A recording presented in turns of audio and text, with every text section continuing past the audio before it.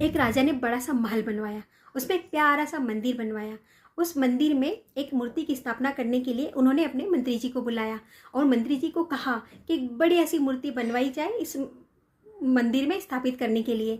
मंत्री जी ने कहा जी महाराज।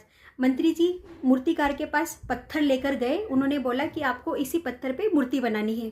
बोले जी। अब यूं कह के मंत्री जी वापस आ गए। मूर्तिकार ने उस पत्थर को तोड़ने के लिए हथौड़े से बार बार उसके ऊपर प्रहार किया, बार बार उसको बहुत तोड़ने की कोशिश करी, लेकिन वो पत्थर टूट नहीं पा रहा था।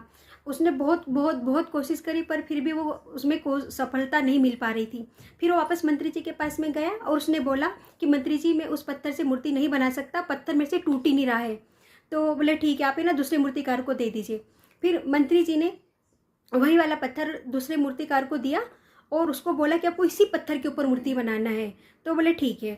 तो जैसे ही दूसरे मूर्तिकार ने उस पत्थर को एक हथौड़े से जोर से मारा तो वो टूट गया और वो खुश हो गए कि चलो अब तुम इसको बना सकते हो। तो उसने क्या किया कि जो पहला वाला मूर्तिकार था उसने 99 बार हथौड़े से मार मारी और सिर्फ उसको एक बार और कोशिश करने की ज़रूरत थी, और दूसरे ने सिर्फ एक बार मारा तो उसकी जो पहले वाली की कोशिश बेकार नहीं गई। तो हमें भी जीवन में हमेशा आगे बढ़ना चाहिए और जब भी ऐसा लगे कि हम अब हार रहे हैं तो अपने मन को बोलना चाहिए नहीं, एक बार और कोशिश करना है, क्योंकि कभी कभी चाबियों का गुच्छा आखिरी चाबी ताले को खोल देता है। इसलिए आप हमेशा कोशिश करते रहें और आगे बढ़ते रहें।